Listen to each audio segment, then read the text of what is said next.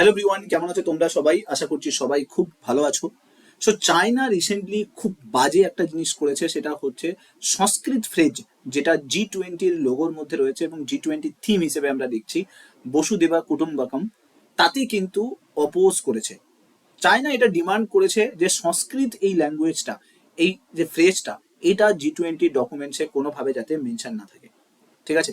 So কেন China এই G20 ডকুমেন্টসের মধ্যে এই সংস্কৃত ফ্রেজকে চায় না? কি এই ইস্যু? সংস্কৃত ল্যাঙ্গুয়েজের কেন ইন্ডিয়া এত বেশি প্রমোট করার চেষ্টা করছে? আর কি এতে নতুন কি চেঞ্জেস আসছে? এই সমস্ত কিছু এই ভিডিওটার মাধ্যমে পাবে। ভিডিওটা ভালো লাগলে লাইক করে দিও, শেয়ার করে দিও সমস্ত বন্ধু বান্ধবদের সঙ্গে। আর এরকম ভিডিও দেখার জন্য মাস্ট চ্যানেলটাকে সাবস্ক্রাইব করে রাখো। ঠিক আছে। নাও দেখো যেটা হয়েছে, চায়না বেসিক্যালি কিন্তু অবজেক্ট করেছে যে বসুধৈবা কুটুম্বকম যে মেনশনটা রয়েছে সেটা কিন্তু G20 পেপারে যেন না থাকে। ঠিক আছে। এটা সমস্ত নিউজ পেপার কিন্তু এই মুহূর্তে তুমি দেখতে পাচ্ছ যে প্রত্যেকটা নিউজ পেপার কিন্তু এটা রিলিজ করছে। দেখো বেসিক্যালি আমি একটু বলে দিই যে একটা মিটিং হয়েছিল G20-র, যেটা হচ্ছে তোমার গোয়াতে হয়েছিল। এই মিটিংটা গোয়াতে কিন্তু এই মিটিংটা হয়, যে মিটিংয়ে বেসিক্যালি একটা রিপোর্ট আসে। এনার্জি মিনিস্টার মিটিং, তার যে ডকুমেন্টটা রিলিজ করা হয় আফটার মিটিং, যে রিলিজ করা হয়, তাতে কিন্তু এই সংস্কৃত ফ্রেজটাকে কিন্তু ইউজ করা হয়েছিল এবং যেটা নিয়ে কিন্তু ইস্যু। এর আগে কিন্তু অনেকগুলো মিটিং কিন্তু হয়েছে, ফরেন মিনিস্টার মিটিং হয়েছে, অনেকগুলো মিটিং হয়েছে, কিন্তু সেখানে কিন্তু চায়না কোনোভাবে কিন্তু কিন্তু আপত্তি জানায়নি। এটা প্রথমবার আপত্তি জানাচ্ছে এনার্জি মিনিস্টারের মিটিংয়ে, যে আউটকাম যে রিপোর্টটা এসছে সেই রিপোর্টে। ঠিক আছে। কেন এই রিপোর্টে, এই মিটিং এর যে রিপোর্টে কেন মেনশন করলো সেটা নিয়ে পুরো ব্যাপারটা রয়েছে। তো এখানে দেখতেই পাচ্ছ এনার্জি মিনিস্টারের মিটিং, এটা রিসেন্টলি গোয়াতে মিট আপ হয়েছিল। এই মিট আপে কিন্তু এই পুরো ব্যাপারটা উঠে এসছে। দেখো আমি বেসিক্যালি বলে দিই, G20 যে ডকুমেন্ট, সেই প্রত্যেকটা ডকুমেন্টে কিন্তু প্রত্যেক বছর যে কান্ট্রিতেই এটা অর্গানাইজ হয়, যেরকম 2022-এ ইন্দোনেশিয়াতে অর্গানাইজ হয়েছিল, তো ইন্দোনেশিয়ার থিম হিসেবে তাদের ল্যাঙ্গুয়েজে কিন্তু এই পুরো ফ্রেজটাকে তুলে ধরেছিল। ঠিক একইভাবে প্রেজেন্টলি 18th G20 সামিট ইন্ডিয়াতে হচ্ছে, তো ইন্ডিয়াতে অফিসিয়াল টেক্সট হিসেবে কিন্তু এটা কিন্তু দেওয়া আছে। চায়নার যেটা আপত্তি সেটা হলো যে ইউনাইটেড নেশনের যে অফিসিয়াল ল্যাঙ্গুয়েজ, সেখানে 6টা অফিসিয়াল ল্যাঙ্গুয়েজ আছে। ইউনাইটেড নেশনের টোটাল 6টা অফিসিয়াল ল্যাঙ্গুয়েজ আছে। এখন সেই ল্যাঙ্গুয়েজের মধ্যে সংস্কৃত ল্যাঙ্গুয়েজ কিন্তু নেই। যেহেতু সংস্কৃত ল্যাঙ্গুয়েজ সেই 6টা ল্যাঙ্গুয়েজের মধ্যে নেই, তাই G20 ডকুমেন্টেও কিন্তু যেন এটা মেনশন না থাকে। না দেখো 6টা ল্যাঙ্গুয়েজ কি কি আমি যদি দেখি, ইউনাইটেড নেশনের টোটাল 6টা ল্যাঙ্গুয়েজ কি কি আছে। আরবিক আছে, চাইনিজ আছে, ইংলিশ আছে, ফ্রেঞ্চ আছে, রাশিয়ান আছে, স্প্যানিশ আছে। এই 6টা ল্যাঙ্গুয়েজ কিন্তু ইউনাইটেড নেশনের কিন্তু অফিসিয়াল ল্যাঙ্গুয়েজে কিন্তু মেনশন রয়েছে। ঠিক আছে। এবং এটা বলা আছে যে ইউনাইটেড নেশন চাইলে এটাকে স্পোকেন, মানে কথা বলতে পারে, এই ল্যাঙ্গুয়েজে কথা বলা যাবে এবং লেখাও যাবে। ঠিক আছে। ইউনাইটেড নেশনে যখনই কোনো অনুষ্ঠান হবে বা অর্গানাইজেশনের কোনো মিটিং হবে, সেখানে কিন্তু এটা লেখাও যাবে, বলাও যাবে।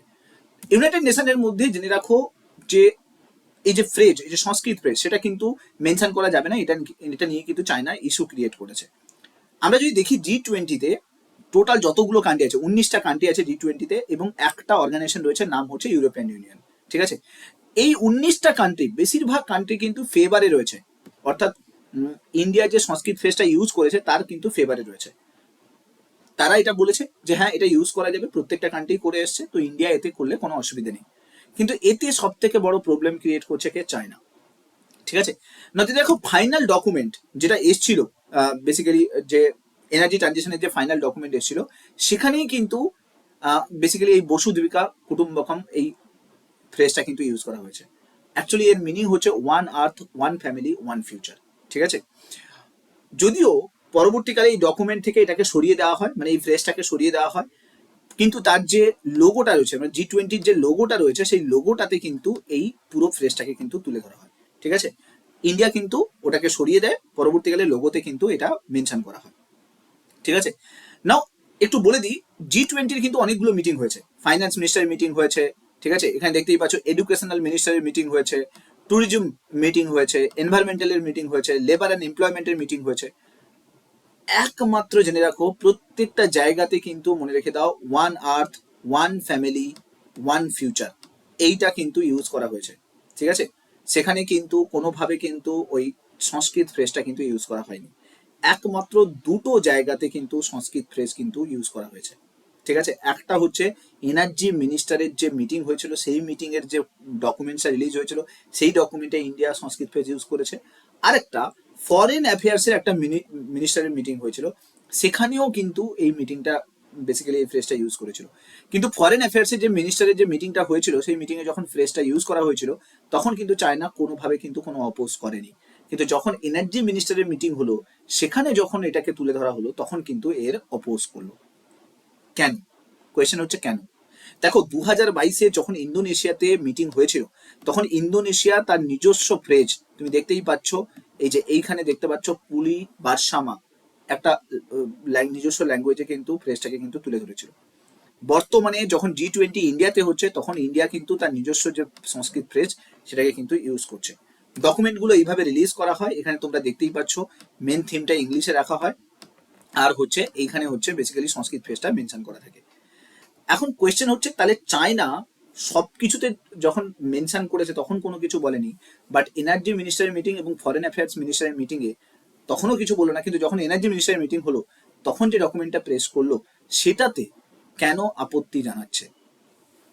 তো বেসিক্যালি বলে দিই যে চায়না অনলি P5 নেশন, একমাত্র P5 নেশন যেটা ইউএনএসসি-তে এন্ট্রি নিতে ইন্ডিয়াকে বাধা দিচ্ছে।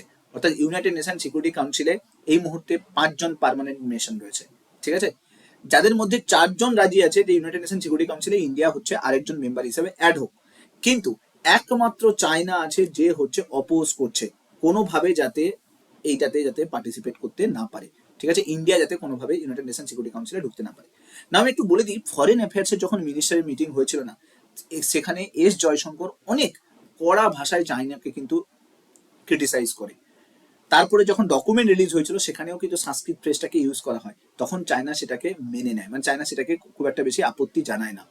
কিন্তু তাই জন্য নেক্সট যখন মিটিং হয়েছে, মানে নেক্সট যখন এনার্জি মিনিস্টার মিটিং হয়েছে, সেখানে চায়না ইন্ডিয়াকে ক্রিটিসাইজ করার জন্য সংস্কৃত ল্যাঙ্গুয়েজটার উপরে কিন্তু অনেক কিছু কথা কিন্তু বলেছে, যে এটাকে কোনোভাবে ইউজ করা যাবে না। ইন্ডিয়া বহুভাবে চেষ্টা করছে সংস্কৃত ল্যাঙ্গুয়েজটাকে তুলে নিয়ে আসার জন্য। তোমরা জানো ইন্ডিয়া রিসেন্টলি হিন্দি ল্যাঙ্গুয়েজকে প্রমোট করার জন্য 1 মিলিয়ন ইউএন ফান্ড কিন্তু তোমরা দেখতেই পাচ্ছ, $1 মিলিয়ন হচ্ছে ইউএন ফান্ডে কিন্তু ইনভেস্ট করেছে। তার মানে বুঝতে পারছো হিন্দি ল্যাঙ্গুয়েজের উপরে কিন্তু ইন্ডিয়া অনেকভাবে কিন্তু চেষ্টা করছে। রিসেন্টলি ইউএনএ এন্ট্রি নেওয়ার জন্য, তুমি দেখো ইউএনএ ঢোকার জন্য ইন্ডিয়া অনেক কিছু করেছে। প্রায় 4.9 crore রুপিস ইউএন এনটিটি ফার্মে, ওমেন এম্পাওয়ারমেন্ট ফার্ম যেটা রয়েছে, সেখানে কিন্তু ইনভেস্ট করেছে ইন্ডিয়া। রিসেন্টলি তোমরা জানো ইউএন এর যেটা হচ্ছে তোমার ইন্ডিজিনাসলি যে হচ্ছে ট্রুপস বিল্ড হয়, যে আর্মি ট্রুপস বিল্ড হয়, সেখানে 159 জন আর্মিকে ইন্ডিজিনিয়াসলি, আর্মি নয়, আর্মি ভেহিকেলকে ইউএনকে কিন্তু হ্যান্ড ওভার করেছে। 159টা তৈরি করা ইন্ডিয়ার নিজস্ব আর্মি ভেহিকেল, সেগুলো কিন্তু ইন্ডিয়াকে দিয়েছে। প্রায় $5 লাখ, $5 লাখ তুমি যদি দেখো, এখানে কিন্তু ইউএনকে কিন্তু কে কাউন্টার টেরিজমটাকে প্রোটেক্ট করার জন্য ইন্ডিয়া কিন্তু কন্ট্রিবিউট করেছে। তার মানে ইউএনএ ইন্ডিয়ার কিন্তু একটা পজিশন থাকা কিন্তু মাস্ট।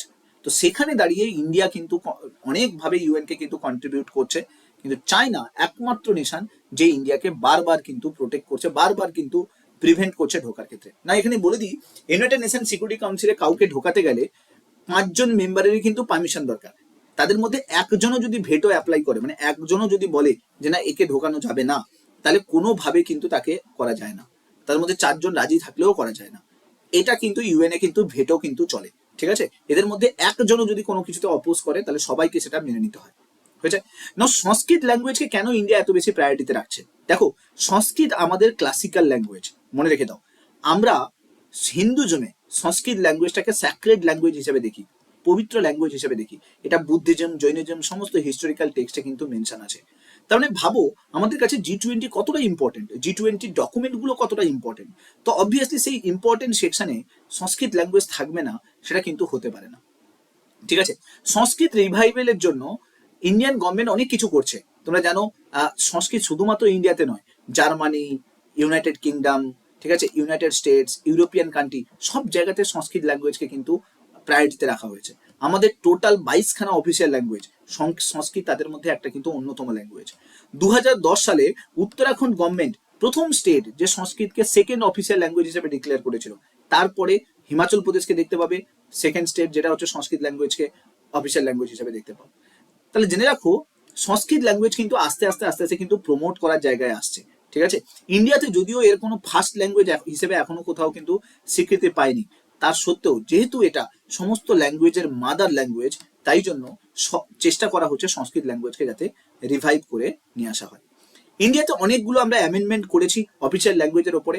টোটাল আমাদের যদি দেখো 8 শিডিউলে শুরুতে যখন আমাদের অ্যামেন্ডমেন্টগুলো হয়নি তখন 14খানা ল্যাঙ্গুয়েজ ছিল অফিসিয়াল ল্যাঙ্গুয়েজ, ঠিক আছে। 71st কনস্টিটিউশন অ্যামেন্ডমেন্টের মাধ্যমে আমরা 3খানা ল্যাঙ্গুয়েজকে অ্যাড করেছিলাম, কোঙ্কনি, মেইটি এবং মণিপুরি যেটা আর নেপালি, এই 3টে ল্যাঙ্গুয়েজকে অ্যাড করেছিলাম, ঠিক আছে।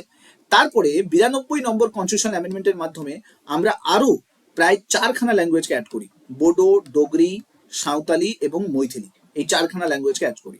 তাহলে 14টা আর এই দিকে 3টে, 17টা আর এইটা 4টে, তাহলে 21টা ল্যাঙ্গুয়েজ কিন্তু অলরেডি আমরা অ্যামেন্ডমেন্ট করে পেয়েছিলাম। তারপরে আমরা 21st কনস্টিটিউশন অ্যামেন্ডমেন্ট অ্যাক্ট নিয়েছিলাম 1967-এ।